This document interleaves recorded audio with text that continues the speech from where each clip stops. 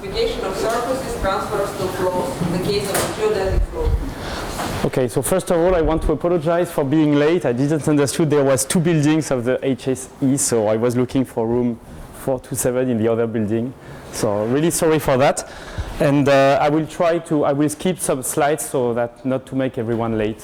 Well, I will try. Okay, so, is the, did I do something wrong with this?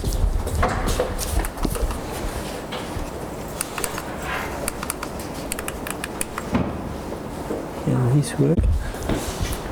Yes. So what is the context of this talk? So this is about, well, the conference was real and complex dynamics, but I'm interested in real dynamics. So we will have a real 3-manifold and a real vector field on it, and we'll consider non-vanishing vector field. So, well, if the vector field vanishes, well, I cannot say much about it, but maybe that would be an interesting question.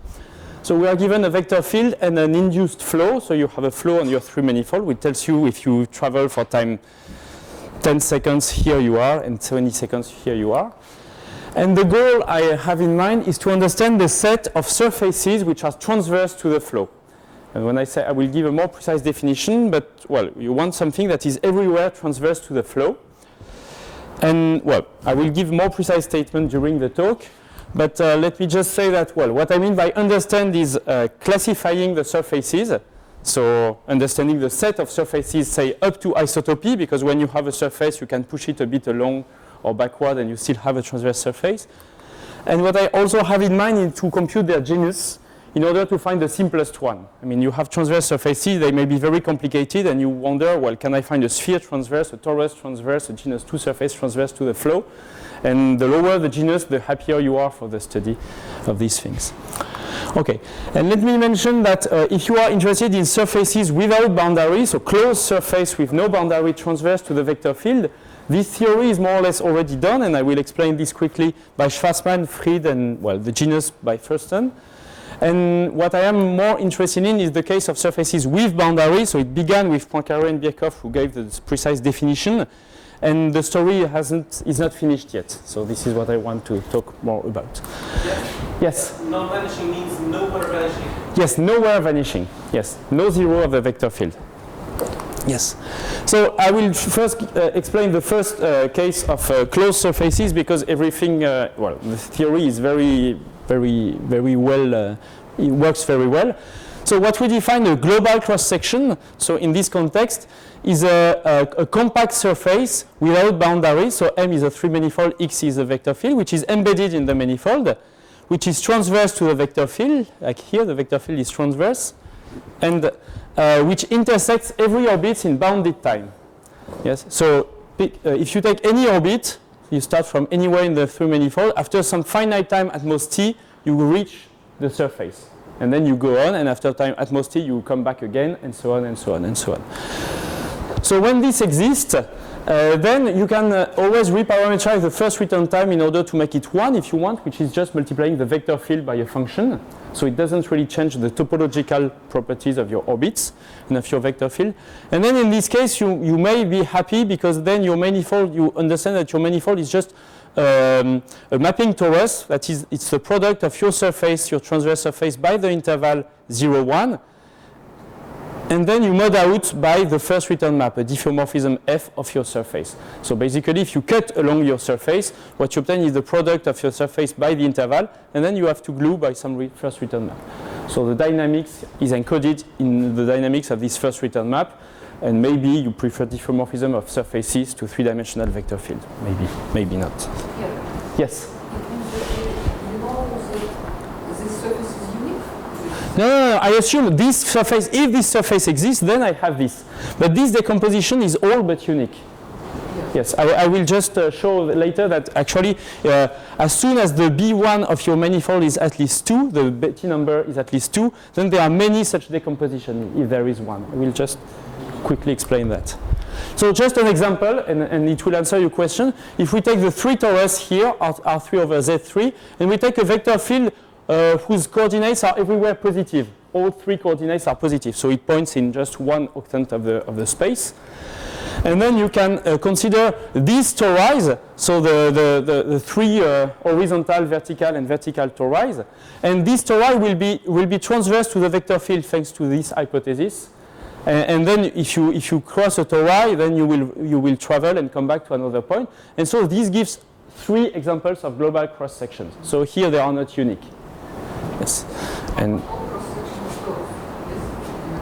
yes, here I am speaking about global cross-section, no boundary, so it's closed.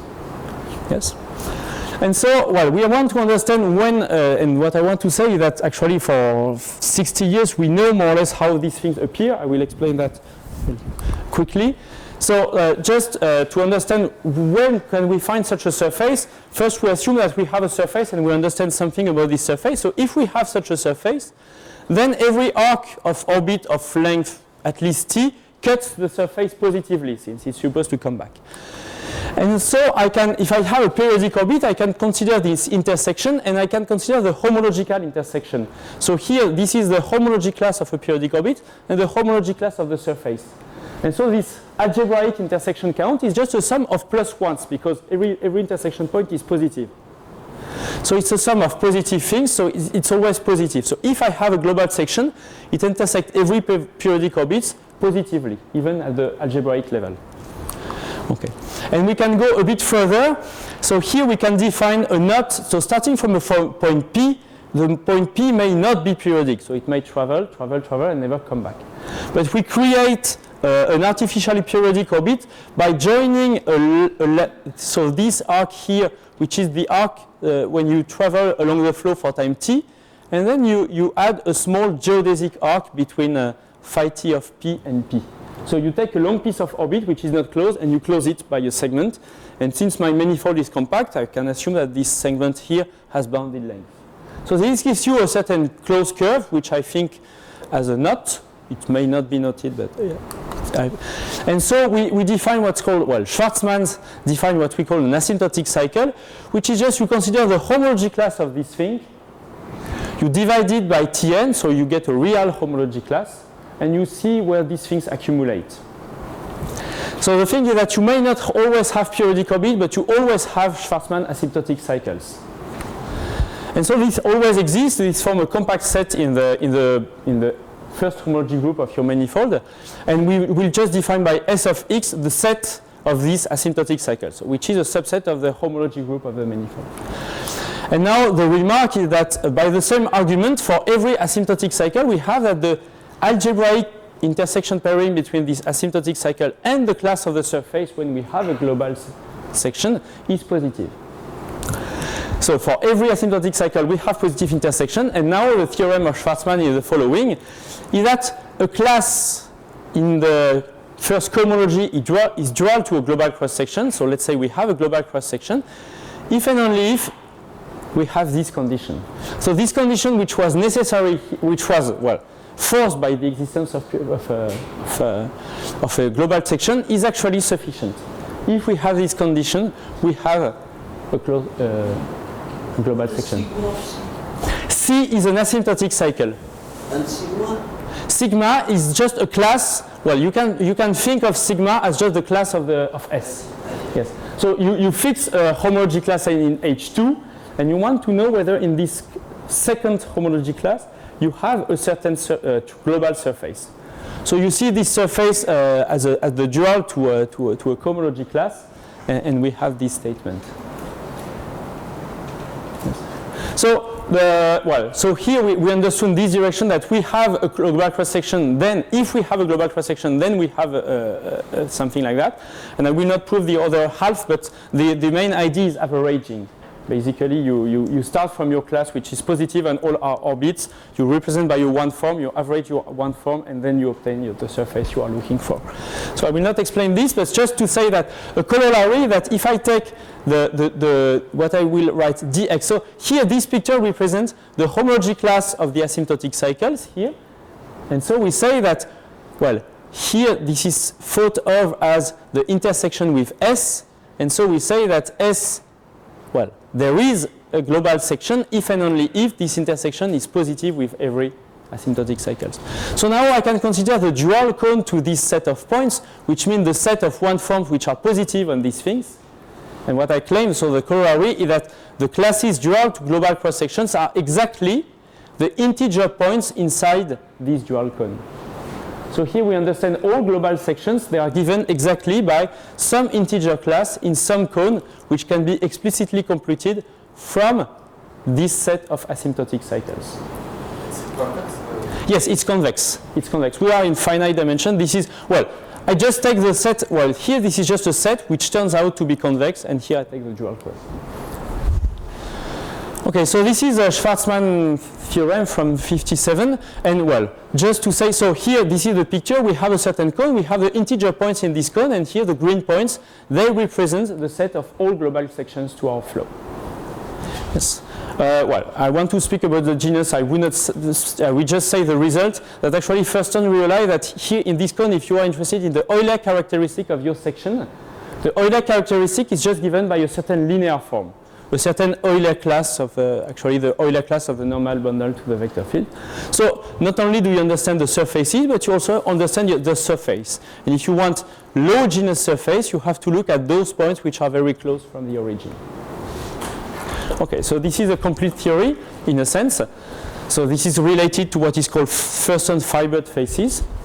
And now what I am interested in is the case with boundary. Why? Because, well, this is a very restrictive condition. If the existence of a global sections tells you that your manifold fibers over S1, in particular if you are on S3 or on a rational homology sphere, there is no homology, there is no room for these global surfaces, so you cannot find this. I mean, the previous criterion is empty. So it's not very useful since we have an empty criterion. So what Poincare and Birkoff already did is to weaken the definition of a global cross-section. So instead of considering global cross-section, we consider what we call a Birkoff cross-section, which is a surface with boundary. So it's the same as before, but boundary. So the interior now is embedded. The interior is transverse to the vector field, but we have some boundary, and we add a condition on the boundary. We want the boundary to be a finite union of periodic orbits. Yes. So the interior is transverse, but the boundary is tangent to the vector field. Yes. So you are transverse, transverse, transverse, and as close, and when you get next to the boundary, you are less and less transverse, and in the end, you are tangent to the boundary. But this is possible. Okay. And you ask the same thing, that you intersect every orbit within bounding time. And in this case, you have almost the same topological thing as before, just you have to remove the boundary of your surface. And if you remove the boundary of your surface, which is just a finite set of periodic orbits, then you still have a fibration over the circle. Your manifold is just a mapping torus. And so you are back to studying a first return map once again, if you have such a Birkoff section. Okay, so just an example on S3. So as I said, there is no global section on S3, but if I take the Hopf flow on S3, whose orbits are these circles drawn here, if you take, for example, this red orbit in the middle, well, it's a circle, and as a circle, it bounds a disk in S3, and I claim that this disk is actually a Birkoff section, which means that it is transverse to all orbits, and all orbits come back. And well, this can, maybe you have already seen it, but all orbits are periodic of period 2 pi. And if you start from a point inside this disk, you just follow one of these other circles, and after time 2 pi, you come back exactly to the same point. So this exists. In this case, the first return map is even the identity map. Okay. So this is an example that tells you that it exists. And now, in a sense, we would like to have a classification statement that is equivalent to the other one for these new objects. Okay. So just the examples the theorem I will explain. Yes. Okay.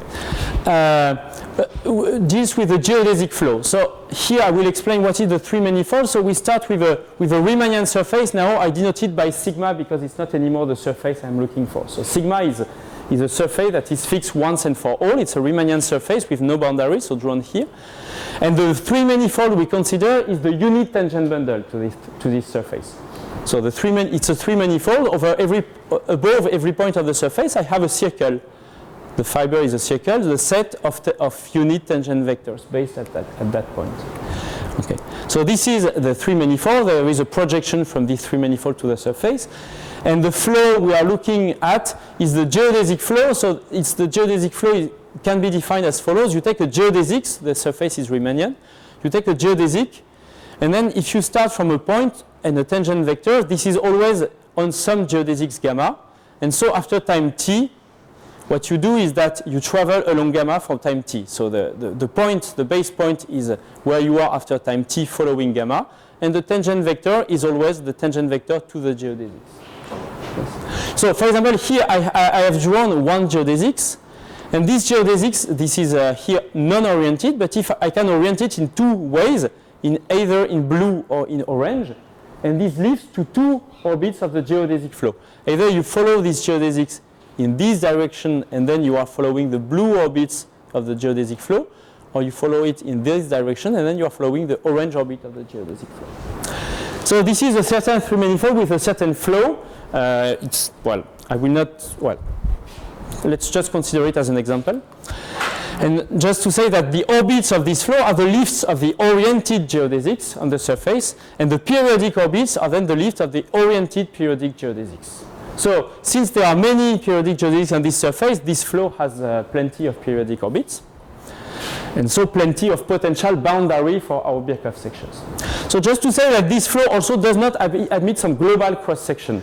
You can apply the previous criterion. There is no global cross-section for this thing, so the question is whether there are some Birkoff sections, so sections with boundary.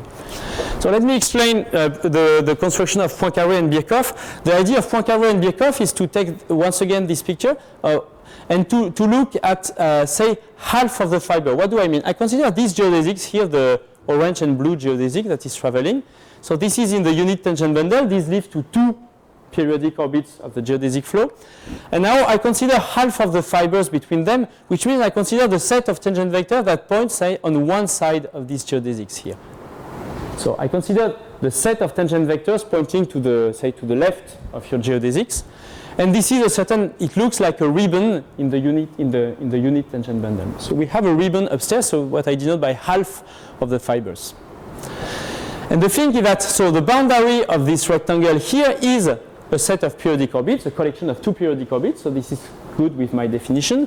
And inside it is transverse to the geodesic flow, because inside this corresponds to geodesics intersecting transversely the first one. So the vectors, they come, they hit the rectangle, and they go back. So this is this looks like a global section. And the boundary, well, if I take the orientation into account, I have to put a minus sign, but you forget about it. So the boundary is the two periodic orbits I started from, and the interior is transverse to the geodesic flow. But in general, if I don't pay attention, I will not cut all orbits with this construction. There is one case where it works. It is if you take a sphere with positive curvature. So this is a sphere with positive non-constant curvature, and then there is a closed orbit which separates your sphere into two halves. And this is a closed periodic orbit, and then you take this construction, half of the tangent vectors based on these curves. And this gives you a certain annulus in the unit tangent bundle, which is a Birkoff section, and which is actually what Poincare and Birkoff studied. And this is why they were led to studying maps from the annulus to itself. Well, this is one reason. Okay, but we can go a bit further and see what Fried proposed in 1917.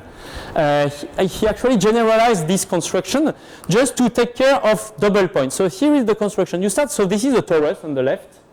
This is a torus, and there is a certain collection of geodesics on this torus. Well, maybe I drew too many of them. There are 7 of them, but anyway. So there are these geodesics, and they divide the torus into black and white faces, checkerboard coloring. And so we will consider the set of tangent vectors based on this geodesic, but pointing only into the white faces here. So we do as before. We consider the set of tangent vectors based on the geodesics, but just pointing into the white half of the surface. And so here along an edge it looks as before, but if we look at a double point it's a bit complicated, and here is a picture in the unit tangent bundle. So this is a double point of the collection of geodesics, and what we say, we point into half of the faces. And if I lift this to the unit tangent bundle, the two geodesics, they lift to 4 periodic orbits with both orientations, and the set of tangent vectors pointing into these two faces here, that lead to some ribbons upstairs. And the claim, which is, well, if I leave you 10 minutes, you will trust me, is that these rectangles, they glue nicely into a nice surface, which means that they glue 2 by 2. They never meet 4 by 4 by 4 or 0 by or 1 by 0 or something like that. There is, at every point here, there are exactly 2 adjacent rectangles. So this gives you a nice surface whose boundary is the lift of these orbits. And the claim of Birkoff is that this is actually a Birkoff section, meaning that it intersects, it's transverse to the flow. Well, the boundary is made of periodic orbits, and it intersects every periodic orbit. If you take any periodic orbit of the torus, it will travel, and at some point it will go from a black face to a white face, and at this point, the lift of this geodesic will intersect the section I just described. So this is what we call a Birkoff section. So this is one construction, and it was generalized in '93 by Marco Brunella. I will not explain the generalization, but it's important. And so, well, the question is the following. Given a collection of periodic orbits, say even with some multiplicities, you wonder whether this is the boundary of some Birkoff section and what is the genus of those sections. And I will state a theorem just to remind you that, well, the theorem will work in a restricted setting where the manifold is a homology sphere. So when you have a homology sphere and you have given 2 knots in this homology sphere, you can always define their linking numbers. You can think that just the linking number in S3. The linking numbers can just be defined at the intersection of one knot with a surface bounded by the other knot. Okay, but it's an invariant. And Arnold's, given a vector field, Arnold explained how to extend this definition to asymptotic cycles. I will not enter into the details. But so now we can state the theorem, which is, well, mostly an adaptation of the theorem of Schwarzman, but the role of linking number was understood by J.S. in 2009, that a collection bounds a Birkoff section if and only for every asymptotic cycle we have this condition, which is just saying that some linking number is positive. So what you want, you have that your collection is a boundary of a Birkoff section if it links positively with every asymptotic cycles. And this is roughly the same as what we said before, just we have to replace this homological condition by linking number. Okay. And if you are interested in the genus can also be computed using some linking numbers. And this is an interesting thing. You can, if you are looking for small genus, then you are looking for some small linking numbers. And this is how you can find these things. Okay, so yeah, I will try to just to go to explain the end. So, well, this is a nice theorem, but in a sense it is restricted to a homology sphere. So maybe we could extend that to any manifold using some things. And in a sense, I didn't tell you. I mean, is it easy to compute this linking number or not easy? Is it easy to understand when do we have a Birkoff section and when do we have small genus using this formula? I would like it to be easy, but well, I have difficulties using these formulas. So I will present you just an example where things are much more concrete. And here comes the concrete part of the talk. So the concrete part of the talk is to define an object called intersection norms. So this is a very elementary object, a 2-dimensional object this time. So you start with a compact surface with empty boundaries. So here genus 3 surface on this picture. And you have a finite collection of curves in generic position. So here 4 curves. Well, here they are all simples, but they may not be simples. They are just arbitrary curves. Okay. And so this is the data. And so now if you take another oriented curves, so here alpha, which is this yellow curve here. You can see the simple curves. No. Now I draw them simple, but here you can see some intersection points. They are not necessarily simple. They are arbitrary curves. Yeah, I should change the picture so that there are some self-intersections. Okay, now if I take another curve alpha here, I can always count how many times alpha intersect the data I started with gamma. Yes, so this is just a positive number, integer number, and it is classical to try to minimize this number over the homotopic class of the curves. So this is what usually one calls the geometric intersection. So you minimize over all curves homotopic to that one, or isotopic to that one, depends, the intersection curve. So here you can remove this nose, and then you reduce this number of intersection points from 7 here to 3 here. Yes. So this is what is usually called the geometric intersection.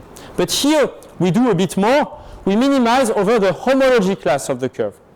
So we are not only allowed to change the curve in its homology, in its homotopy class, but also in the homology class, which means that here, instead of going that way, we can change this curve into a homologous one that way. And in this way, we reduce the intersection from 3 to 1. Yes. So this defines a certain function here on the first homology group of your manifold, integer homology, just by minimizing the intersection. So this function was defined by Shriver on the torus and by Vladimir Turayev on arbitrary surfaces. And this function is a very nice function. It's a very nice function because it has two nice properties. First, it is convex, because if you take the union of two minimizing curves, you get a new curve. So it is convex. And it is linear of unraised, which is less trivial. If you multiply a homology class by 10, then you have no better choice than just taking 10 parallel copies of something that was already minimal. But these two properties allows you to extend this function to first the rational homology using this linearity, and then to real homology using convexity and continuity. So what you get is a seminorm. You get a seminorm on the first homology class of your surfaces, which is a very nice surface. And well, just a reminder that a seminorm has a unit ball, which is a certain convex set, and there is a dual unit ball in the dual in the cohomology in this case, so in the dual space. Okay, just an example to see how this is elementary. So this is a torus with 5 curves, 3 vertical, 2 horizontal. And so you can try to minimize the intersection. If you take a homology class PQ, so a curve of type PQ, it will have to intersect P times every vertical curves, and Q times every horizontal curves. So actually it's easy to see that the value of this function will just be 3 times the absolute value of P plus 2 times the absolute value of Q. Yes. And so I can draw here the unit ball of this norm. So this is the unit ball. This is a certain lozenge. And well, I can also write this function as just the maximum of 4 linear forms. And writing it like this tells me that actually the dual unit ball is a convex hull of 4 points. The 4 points given by these 4 linear forms. Okay, and so this is an easy computation, and well, so here we get a polygon for the dual unit ball, and this is not a coincidence, as was remarked by Thurston, that when you have a seminar which takes integral values on integral points, then the dual unit ball is actually a polyhedron, exactly as in the previous example. Which means that here in our case, the dual unit ball of this norm has always integral vertices, which means here I take a more complicated collection of curves. Yes. I know that the dual unit ball is a certain polyhedron with integer vertices. Here. Okay, so I don't tell you how I draw it, but it can be done. And so for every collection of curves on the surfaces, here it is a torus, but it can be arbitrary genus, I get a certain polyhedron in the cohomology. Yes. Okay. Okay, I wanted to explain how to obtain this thing, but I will just skip that and go to the last slide. Okay, just a way to say that actually these integral points can be understood in terms of some co-orientation of the given graph or orientation of the given graph. So I will not explain this statement. Okay, and now I will explain the connection with the geodesic flow. So come back to the first context. So we have a certain surface sigma, and we are looking at the unit tangent bundle to sigma, and we consider the geodesic flow, and we want to understand Birkoff sections there.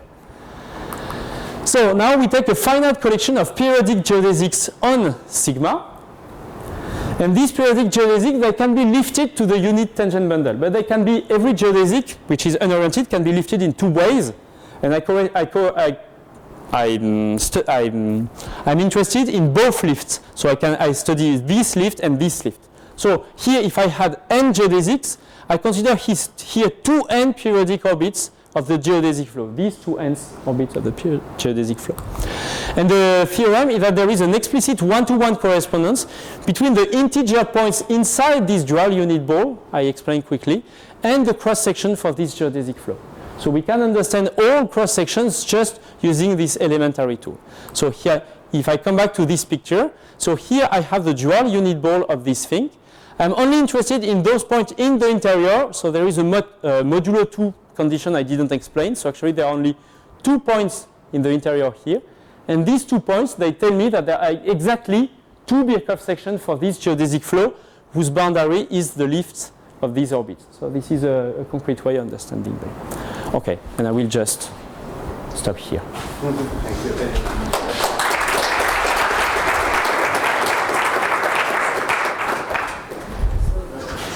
Questions?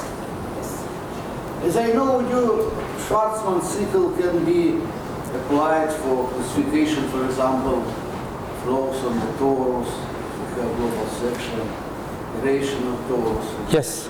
You know, yes? Yes. So, have you some attempts to classify geodesic flows, for example, using by Birkoff section? Because for what is all theory about existence of... Well, there are 2 things. First, here I'm interested in negative curvature, and in negative curvature there is only one geodesic flow, so it's not very interesting. Okay, now you can go to positive curvature, and yes, I am interested, and no, I have no statement yet. But I think yes, I think it's an interesting thing to do, and yeah. More questions? Okay, then let's thank actually both speakers of today's morning again. Maskevich, who will talk about tiling billiards.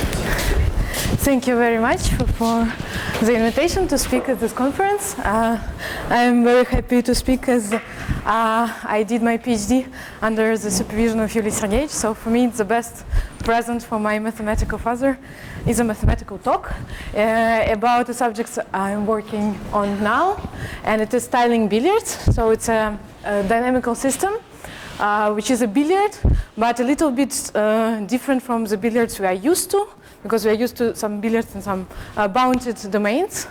And tiling billiards live on the plane and take into account a tiling. So, what are tiling billiards? The inspiration for the system comes from the Snell's law of refraction. You know, if, for example, the sunlight goes through one homogeneous medium and then goes into another one, for example, air and water, the light rays refract following the Snell's law of refraction. You can see it when you drink water from the straw, or when you make different pictures of tortoises under the sea surface. So now we will use this Snell's law to define a tiling billiard. The idea is the following. You take a tiling of a plane, whatever tiling you want, by polygons. And a particle will move on the plane in this tiling following a straight line till the moment that it reaches a boundary, an edge of one of the tiles, and then it jumps in another neighboring tile following the law of refraction that you choose for your tiling billiard. So you can think about different tiles being from different homogeneous media, and the particle moves around them. The first time this system was studied by physicists was in 2015. This is taken from a preprint which was not even published online by Mascarenhas and Flügel. They look, for example, on the picture on the left, you see different very simple tilings. So on the up you see the tiling by equilateral triangles. Here you have a tiling by squares, and here you have a little bit more complicated tiling by the triangles with angles 30, 60, 90 degrees. And in red you see the trajectories of the tiling. So from now on till the end of the talk, the reflection law will be defined in the sense that the coefficient of refraction is equal to -1. From this beginning till this end. I will be studying tiling billiards for the medium in which two neighboring tiles had different refraction coefficients, -n and n. So it means that when your trajectory goes from one tiling into another, it breaks in the way that is shown on this picture. So it doesn't go in a straight line, but it goes by breaking the angle. Let me draw it here. So the coefficient refraction equals to -1. It means that each time when I cross a tile, cross a boundary between two tiles, a trajectory follows this refraction law. The angles are equal in this way. So you see that if we take a very simple equilateral tiling, the trajectories can have only one behavior. They are all 6 periodic trajectories, as shown on the upper picture. For the square tiling, you also have only 2 behaviors. One, 4 periodic trajectories, closed trajectories, and another behavior, a linear drift, either vertically, either horizontally, in a non-closed way. For this tiling, also you see only periodic trajectories. So the question is, okay, here all the trajectories are closed, or at least all the bounded trajectories are closed. Is this property related to the fact that we have taken very symmetrical tilings, or is this something internal for this refraction law? Or is this property something internal to this refraction law? So I will speak about this question today. Let me first tell you something about the history on this subject, about the bibliography. So the bibliography is very, very short. So it's a very, so as far as I know, this bibliography is complete as a bibliography on tiling billiards. Tiling billiards, as I said, you can study it on any tiling you want. Like, for example, if you take a Matisse painting, The Snail, you can jump from one piece of collage to another piece by following the refraction law with a coefficient equal to -1, and you can study the trajectories on Matisse paintings. Or you can take some more periodic tilings. So what tilings were studied? As we've seen, square tiling and equilateral triangle tiling are very simple, and trajectories are very simply described. There is a paper by Davis and Hooper which studies the tiling billiards on 3 hexagonal tiling. So the tiling made by hexagons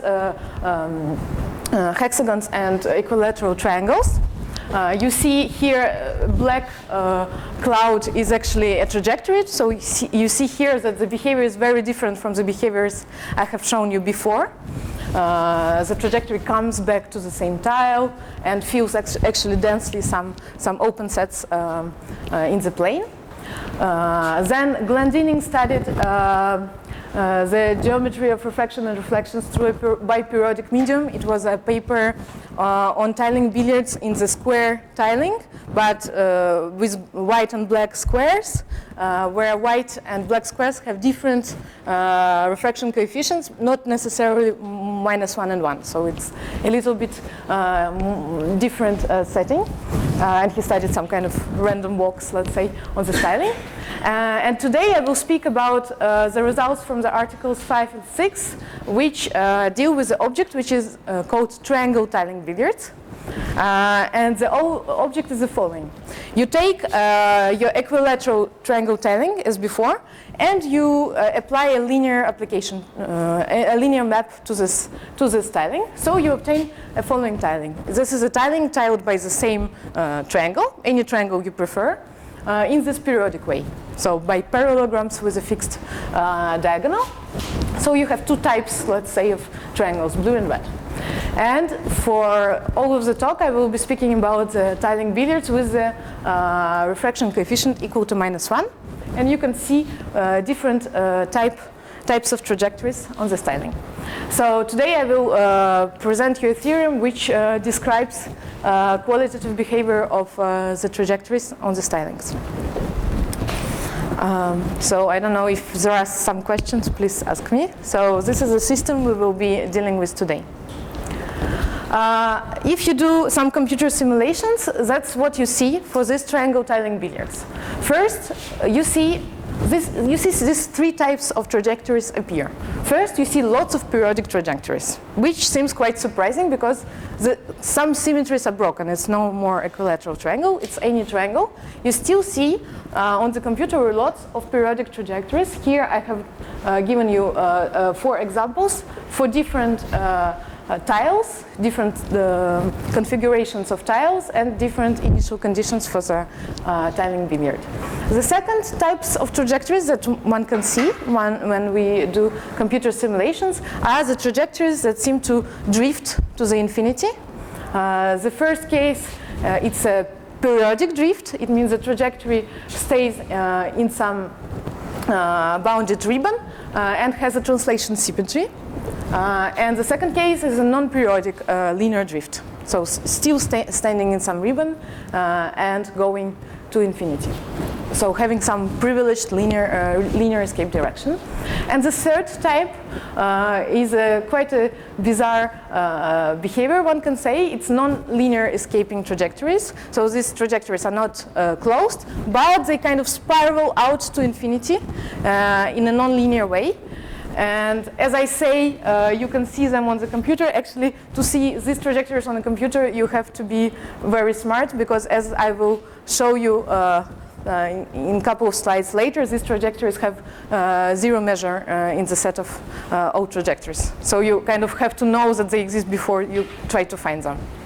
And so let me explain why this is all that we can have, actually. Because usually when you deal with billiards, you are not used to the fact that the billiard trajectory passes only once, for example, in one of the tiles. There is not this density behavior as in this picture, yes? For three-hexagonal tiling, you have this kind of dense orbits, and we don't have them for triangle tiling billiards. Why? So why periodic trajectories are so abundant? So it's a proposition of Baird, Smith, Davis, Fromm, and Ayer. So the proposition states that each trajectory first passes by each triangle at most once. So if it passed by the triangle, if it comes back to this triangle, it passes exactly in the same place. So all the bounded trajectories of this system are closed. If you are bounded, you are closed. There is no any other spiraling or accumulating behavior. The main idea of the proof is drawn on this picture.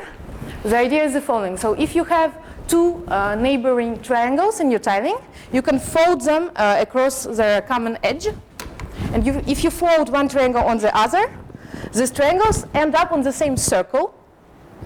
This is a plane geometry exercise. And you can do it for all the triangles on the plane, actually. So by this folding, you can actually fold all of your plane, all of your tiled plane on the same circle. You can see it, for example, on the picture. If you take a piece of the plane tiled by the triangles, you can fold it in a circle. So and this is the first idea, and the second idea is if you remember about your tiling trajectories, if you had imagine a tiling trajectories that crosses these triangles, when you make this folding, what does the trajectory do? The trajectory that passes through this edge, it folds on itself, right? Because the angles of refraction are equal. If I fold along this edge, these two rays will fold one on each other. So on this picture, in some way, this circle picture is a very nice way to see triangle tiling billiards, because in triangle tiling billiards, you would change the direction by, on a fixed plane with triangles, but here you fix a direction. Your trajectory is just moving on one chord, going back and forth, and the triangles move. So it's, in some sense, it's the first integral of the system. So you can see it here. If you have a yellow trajectory, you do this folding procedure, and if you see through the paper, you see that the line of the trajectory is just a straight segment, and the dynamical system is just moving here. Bouncing from one side to the other in the sequence of flipped triangles. Okay, so one remark that I find important is that this construction, which is a lot related to triangles, it can actually be very much generalized for so-called locally foldable tilings. Those are any tilings by polygons for which, so you have vertices. You have polygons, 1, 2, 3, 4, 5, 6, 7, 8. 2, not necessarily triangles. No, I have 9, yes. So for any tiling for which in each vertex an even number of polygons meet, and such that the sums of the angles, okay. The sums of the angles of pair polygons corresponding to this vertex is equal to the sum sorry, I don't manage to draw 8, but I mean, if you have 8 polygons, for example, meeting in this vertex, and the sum of the angles of black angles is equal to the sum of the white angles and equal to 180 degrees, it means actually that you can locally fold this tiling, and on this type of tilings, you will also have the same property for tiling billiards. In a very more general class of tilings, you will still have this property of the trajectories passing through each tile once, and all the bounded trajectories will be closed. So the only thing I want to say, this kind of beautiful property of having all the bounded trajectories closed actually exists in a much more general context. Okay. So we understood that we have lots of bounded trajectories, which is surprising for billiards usually. What is the secret here? The secret is that these tiling billiards are related to interval exchange transformations with flips. So Sasha Skripchenko yesterday spoke about interval exchange transformations. So interval exchange transformations with flips, it's a little bit, a little modification of interval exchange transformation, and the definition is the following. You take an interval, let's say 0, 1, you cut it in some number of intervals, as in the definition of interval exchange transformation, you place these intervals in another order on the interval, and the addition is that some of the intervals can be not only shifted, but shifted with an involution.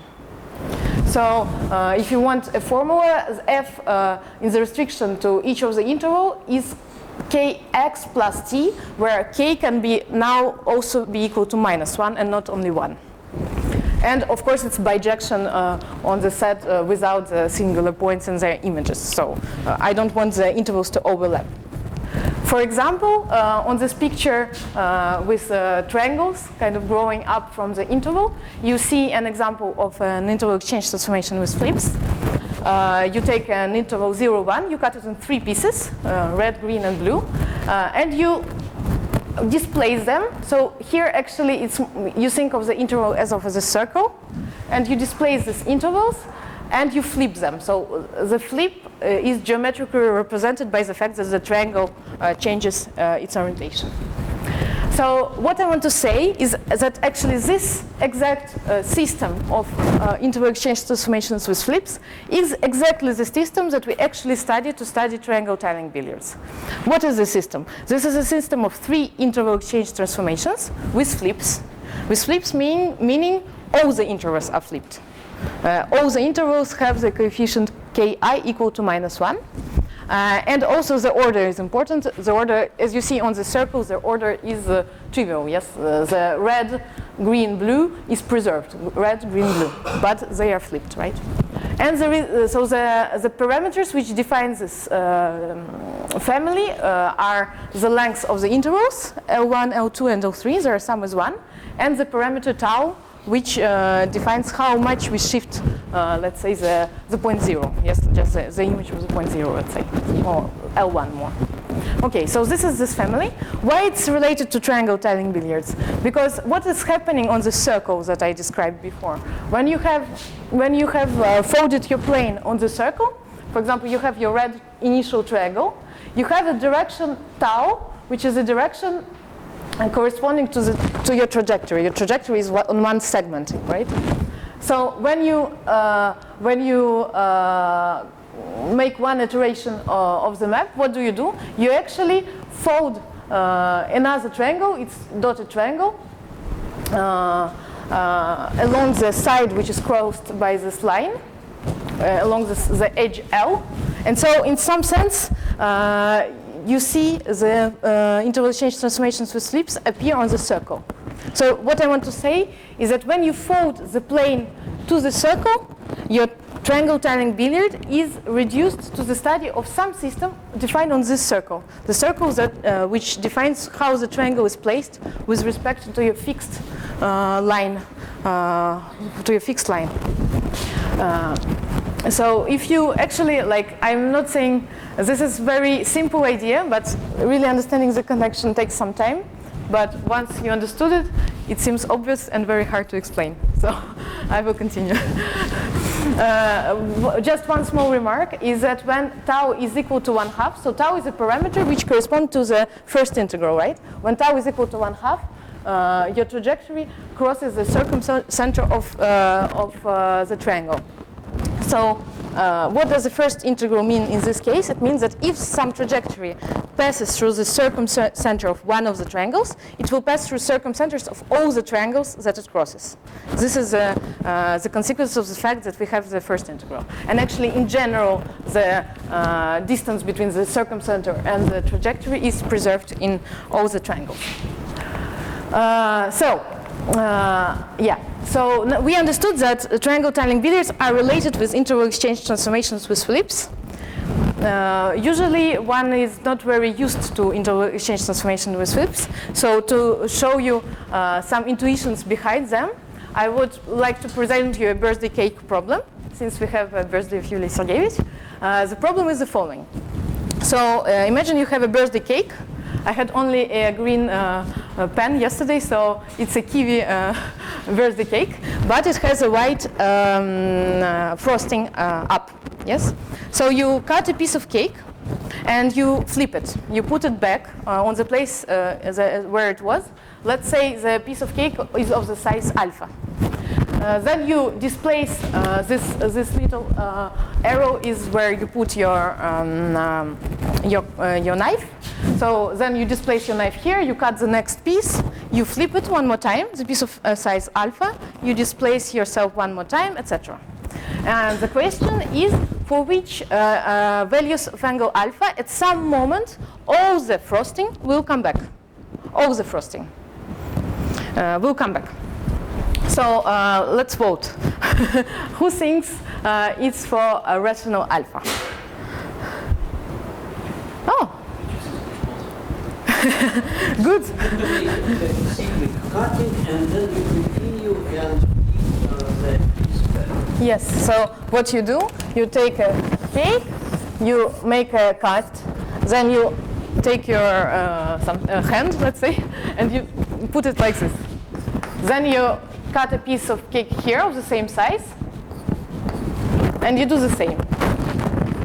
And you continue doing like this. This is the center. And you continue doing like this without stopping. And the question is, for which alpha, at some moment, you get back to the picture with frosting. So, okay, let me say like this. Usually one would say it's for rational alpha.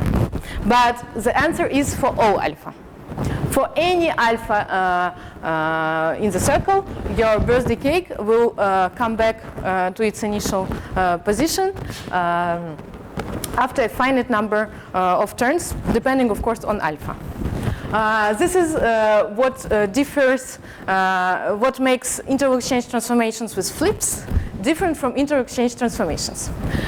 If you're asking yourself why, what is happening, etc., I would recommend to you to try the case of alpha is bigger than 1/2 when you cut more than a half of cake for yourself. You can, in this case, just by hand verify that the period is 4, that after 4 flips, you will come back to the initial position. So actually, this system of flipping of a cake is nothing else than an interval exchange transformation of 2 intervals with flips. And actually, for this case, as we see, these interval exchange transformations are completely periodic. And Nagueira proved in the 80s that almost all interval exchange transformations with flips are non-ergodic and actually have some interval which, after some number of iterations, comes back on itself with a flip. So some 2n, let's say, periodic interval. So this kind of cake problem miracle happens for any, for almost all interval exchange transformations if you have at least one flip on the intervals. You don't need to have all the intervals flipped. So, of course, the fact this property is the same, is the reason why in triangle tiling billiards you have so many periodic orbits, and that these periodic orbits are stable. So this is the main result I would like to present you. So we prove with Pascal Hubert that we classify all the triangle tiling trajectories, and we say in what cases they occur. So this proposition that I talked to you about, the fact that all the bounded trajectories are closed, and this idea of the folding actually already gives you the classification of trajectories. The trajectories can be either closed, either drift periodic, either linearly escaping, either non-linearly escaping. There is no theorem here. It's just a classification from this small remark. But now what we prove that the most important part is that this non-linearly escaping bizarre behavior is happening only for a very, very special case of trajectories. So let me define this special case. So the hero here is Rosy gasket, which is a set which lots of people who work with inter-exchange transformations like. This is a subset of a 2 simplex.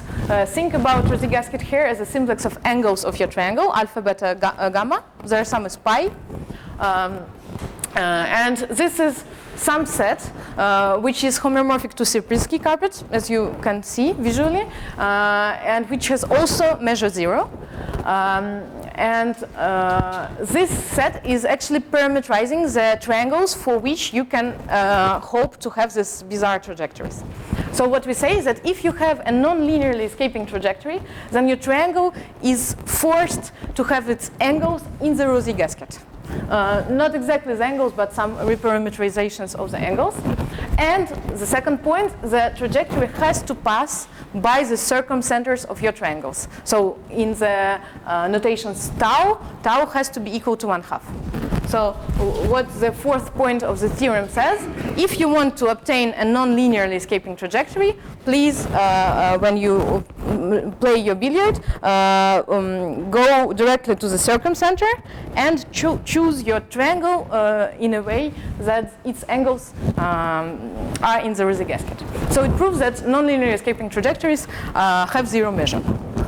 So if you just, usually the random trajectory, if you pick it in the space of triangles and initial conditions, down the x, it will be either closed, either linearly escaping with, without any translation symmetry. A translation symmetry happens only if the angles of the triangle are rationally dependent. And another important part of our theorem is that closed trajectories have periods for n+2. This and actually the point number 4 were the conjectures in the previous article of Davis and her co-authors. What is n star? Naturals with 0? Naturals without 0. Without? Yeah, so in Russia, okay, it's a good remark. So in Russia, you don't need to write the star because naturals already don't have 0.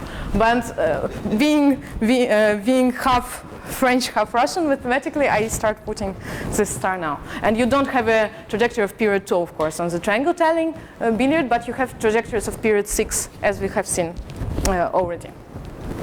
Yes, so the 4n+2 number, what is difficult about this? Of course, it's obvious that all closed trajectories have even periods because we come to the same triangle and we have to make an even number of steps. But the fact that it's 2 times an odd number, it's actually a consequence of our understanding that it's related to interval exchange transformations with flips. More or less, it's related to the fact that these closed trajectories come from these intervals which go back to itself by a flip, and then we have to repeat the same symbolic dynamics twice. Yeah, so what are the ideas in the proof of this theorem? The first idea is to study the Rosy graphs of inter-exchange transformations with slips. Sasha Skripchenko yesterday defined very fast Rosy induction for inter-exchange transformations which are related standard interval-exchange transformations. Here we have to adjust a little bit this definition.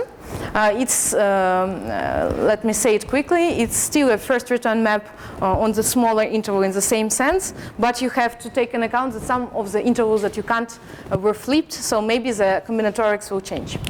So we study these graphs, and so I put a little diamond there because we find that, yes?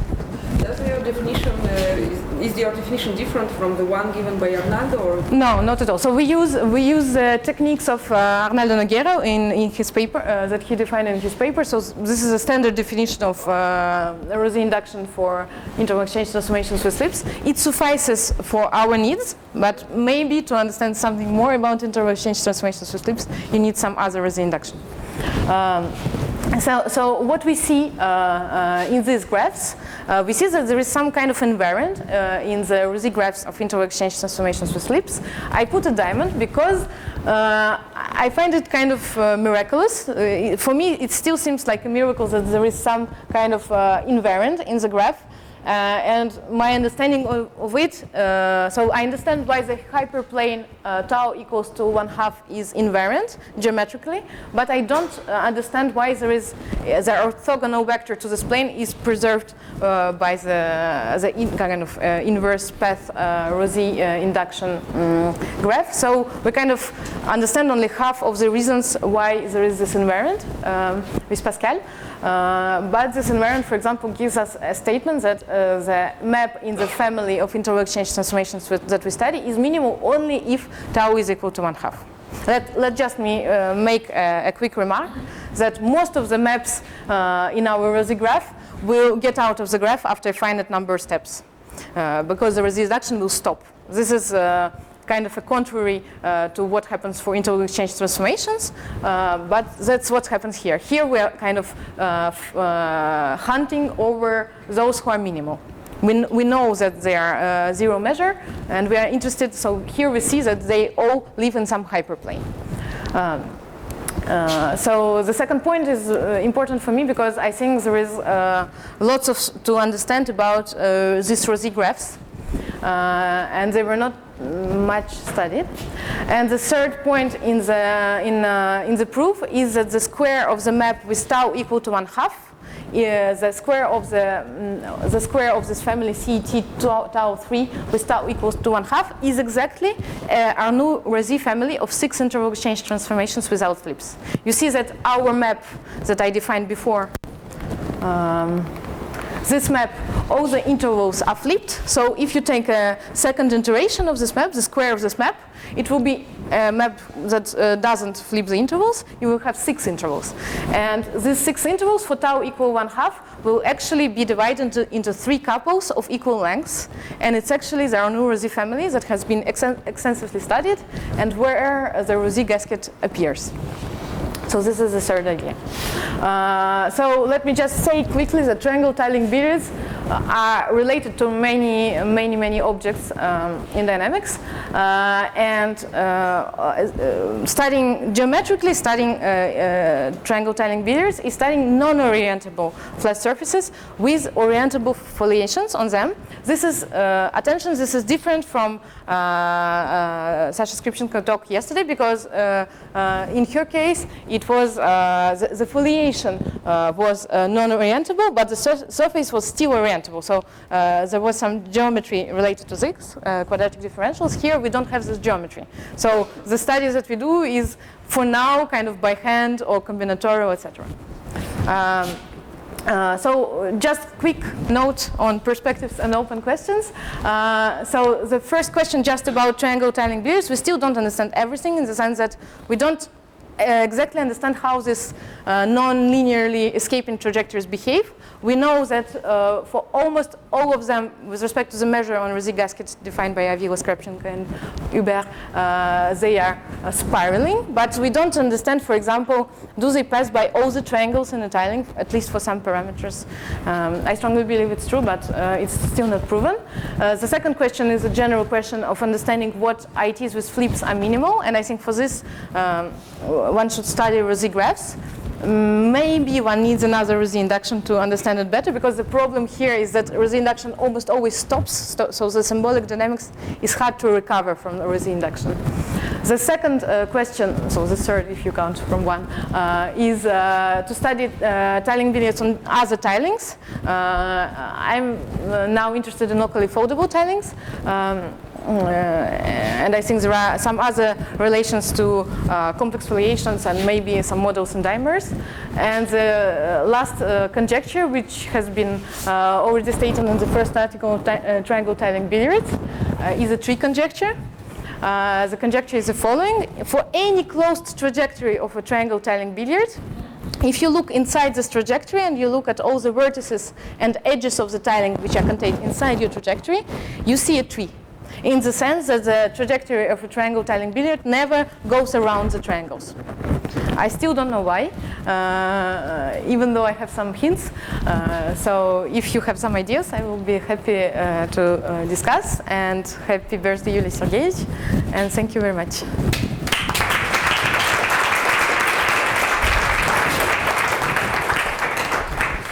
So we are again behind the schedule, so maybe one short question. I have a question. But my question is not really a question, but kind of more a suggestion maybe.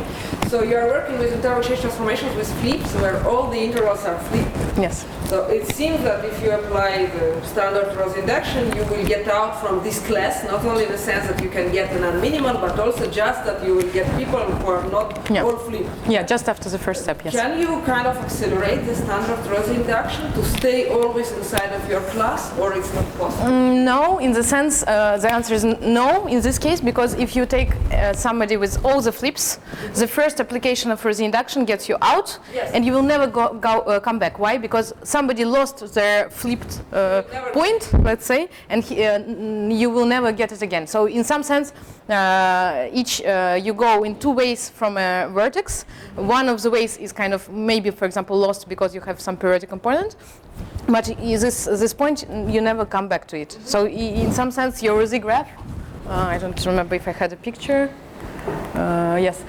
So the point you are speaking about is here, and you never come back to it. I see. So it's kind of it's a pre-periodic.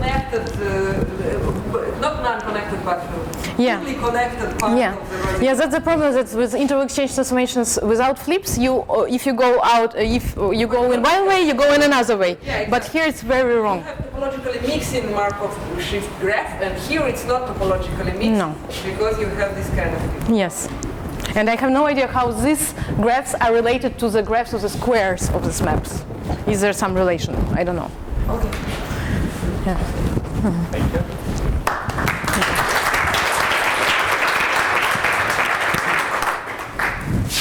And we continue in previous rigidity of the department point processes. First of all, thanks a lot for the invitation. It's a real pleasure to talk here, and it's really nice to talk on this occasion. And I will talk about the rigidity of the Pfeffian point processes. As I understand, it's the first time when we recall the point processes here, so let me briefly tell you the definition. I will speak only about point processes on R. My space will be the configurations of R, that is, I take finite or countable set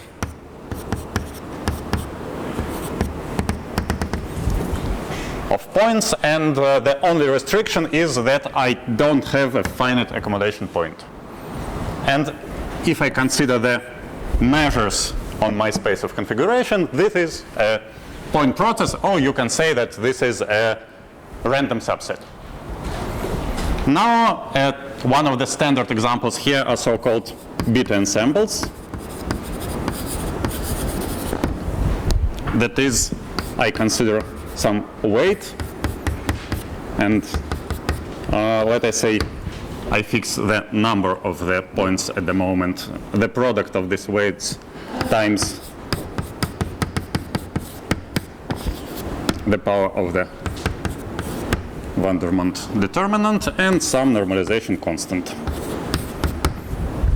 You can think about the weight as some weight for classical orthogonal polynomials. And what we're usually interested in is what is the behavior when the number of points tend to infinity.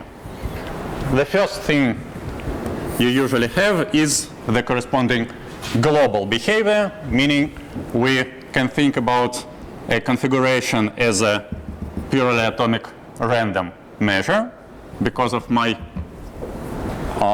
density. And when n tends to infinity, we have an analog of the law of large numbers. So in the limit, we get a deterministic measure. And the classical example here is when I take Gaussian unitary ensemble, Hermite polynomials there, what I get is the so-called semicircle law. This is graph of W. No. I take W for the Hermite polynomials. I have a set of random measures. I think about the corresponding law of large numbers. I get a deterministic measure, and this is the density of this deterministic measure in the limit. Density of the number of points. I don't want to stress all the definitions, just I want to say that we have some kind of law of large numbers here. Now, this particular answer is not universal. If I take different weights here, I will get different answers in general. But now I'm interested as a next step at the local behavior. I take some position here, and when n goes to infinity, I consider smaller and smaller neighborhoods of my position. I expand it in a proper way. And I also get some limiting process here. It is called bulk scaling limit. Bulk because I'm not sitting at the boundary. And corresponding process here is universal. It is proved for some class of the point processes already, and it is conjectured that this universality is quite general. The corresponding process here is so-called sign beta ensemble. The most known case is the case when beta is equal to 2. Then the corresponding process is determinantal. Determinantal processes are governed by the corresponding kernels. And in this case, we get the kernel of the form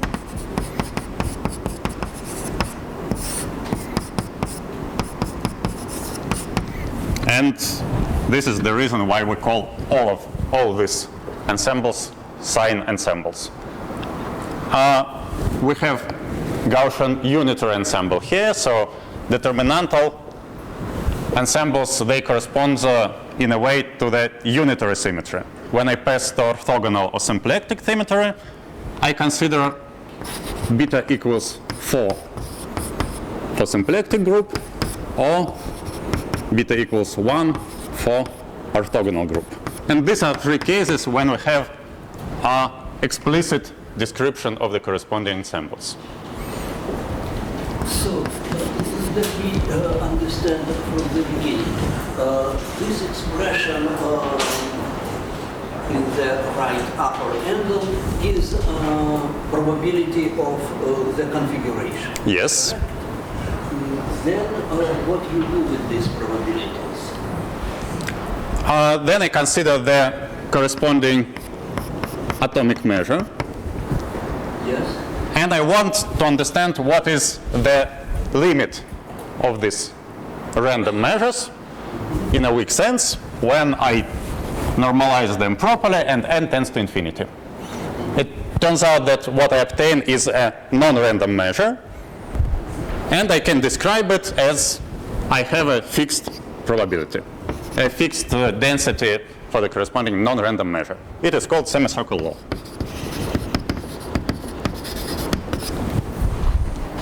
And how do you get sign? Now I fix some position here in the limit.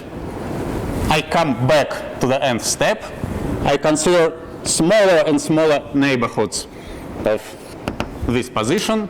in a proper sense, I expand it, and what I get locally around this point is the so-called bulk scaling limit. It exists, and it is, for GOE, my determinantal process governed by the corresponding kernel. We can define similar ensembles for general beta, but very explicit expressions we have only in 3 cases: beta equals 2, beta equals 1, and beta equals 4. For these 2 cases, the processes are not determinantal, but Pfeffian. Let me recall that if I have a skew symmetric matrix, A transpose this equals to -1, and I know that the determinant is a polynomial of the matrix coefficients. In fact, in this case, there is a square root of this polynomial, and up to normalization, this is the definition of the Pfeffian of skew symmetric matrix. And in these 2 cases, my ensembles, as well as their limits, are fully described by the corresponding Pfeffian kernels. And this was bulk scaling limit, meaning I'm not sitting at the edge. I will be interested also at the situation where I am at the edge. I have some particles, say, on the right, and it is strictly forbidden to have particles on the left. If I have no particles here, even with the exponentially small probability, it is called hard edge scaling limit. And we do have universality also in this situation, and the corresponding universal ensemble is Bessel ensemble. It is Bessel with beta equals 2 in the determinantal case, and Bessel 1 or Bessel 4 in the Pfeffian case. Because of this universality, it is quite reasonable, if we're interested in a particular property, we'll speak about the rigidity now, to start with understanding whether this condition holds for these particular processes. Our property for today is so-called rigidity. I take B a bounded subset, and for a fixed configuration, I consider the number of points of my configuration inside this set. I recall you that if I want to define a measure, in our case probability measure on the space of configurations, then I consider I want all these functions to be measurable. Now I take some Borel set. Now it can be unbounded, and I want to specialize the sigma algebra. Okay, let me just see, and I will do it in the following way. I will start with the same functions, but only for B inside C. And now my main definition. I say that the process P is rigid if I take my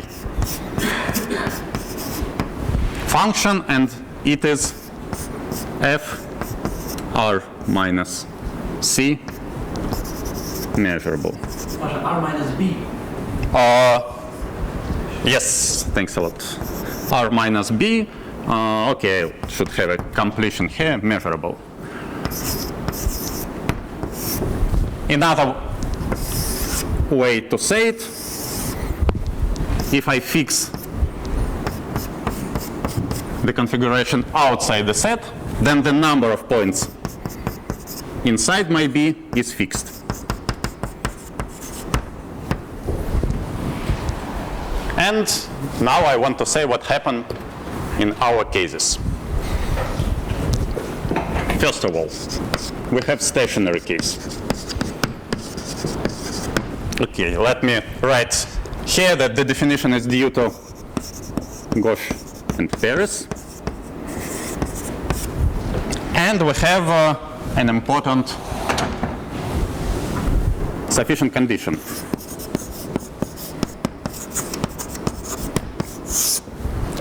Let me take B bounded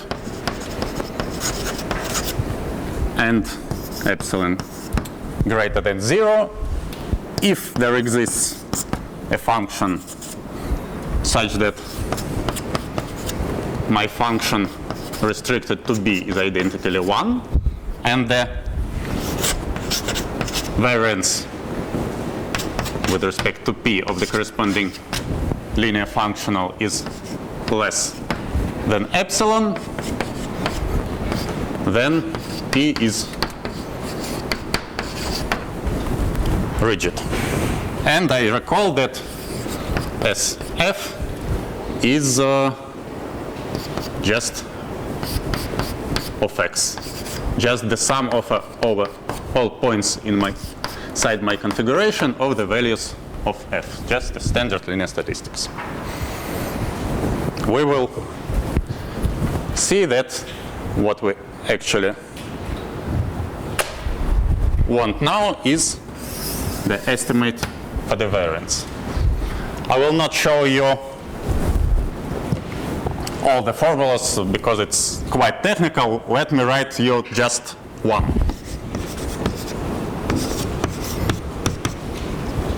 We can, by definition, say that what we get here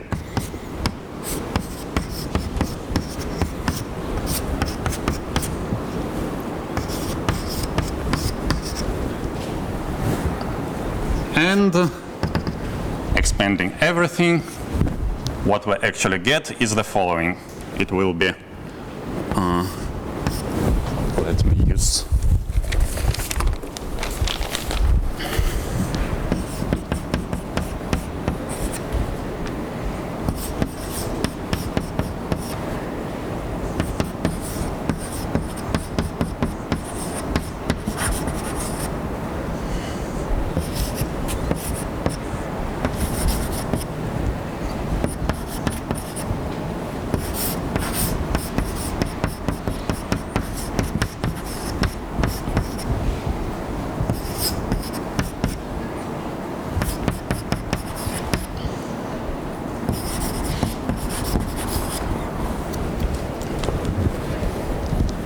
so I have the integral of this quantity inside. This is the x, where ρ1 and ρ2 are first and second correlation functions, and I recall that second truncated correlation function is just second correlation function minus ρ1 of x, ρ2 of y. Yes.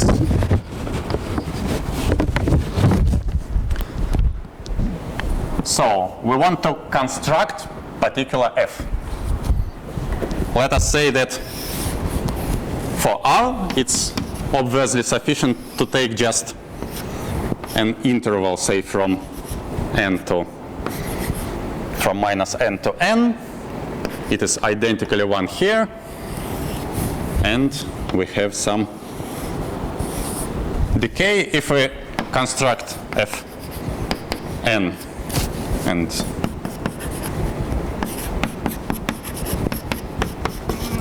for the growing intervals, then we're done. Looking at the second summand here, we can expect that if we take such functions, then they will be 0 on the square from minus n to n.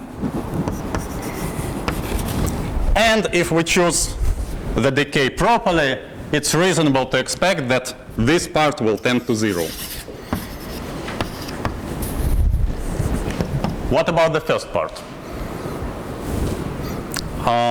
It turns out that in most of the cases, just this part will be identically 0. So the integral of the second correlation function will be minus first correlation function. It is called perfect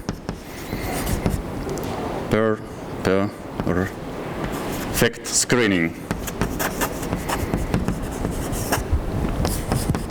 And it holds for sine 2, Bessel 2 for most of the known cases for determinantal case, and for sine 1 also.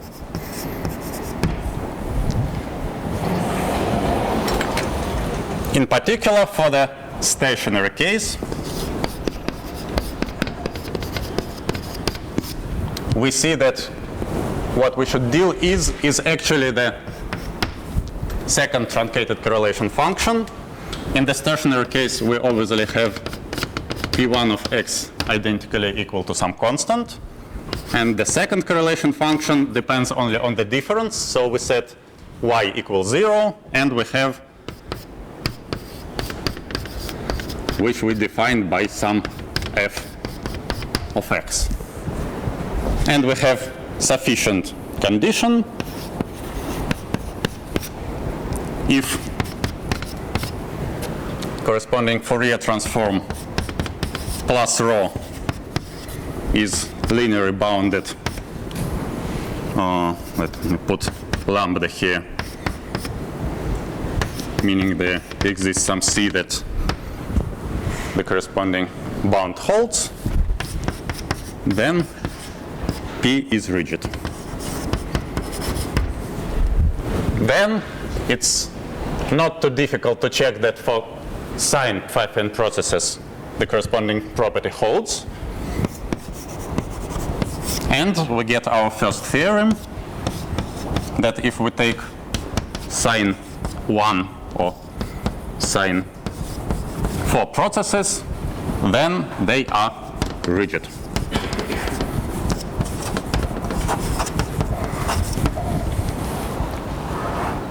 Is the end. Okay, so 2 more minutes. For Bessel process, the corresponding perfect screening doesn't hold, but what we do actually have is the corresponding integral property.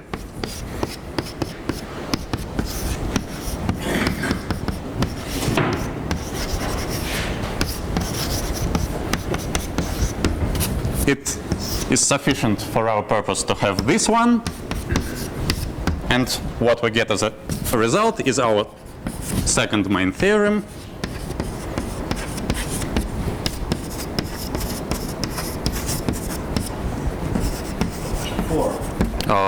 Yes. A lot of typos today. These 5n Bessel processes are also rigid. Thanks a lot.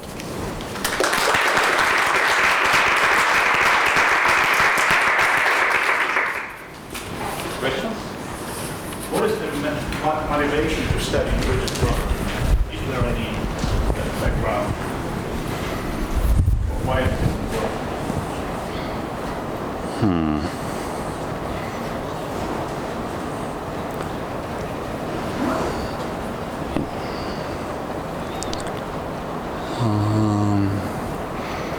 Well,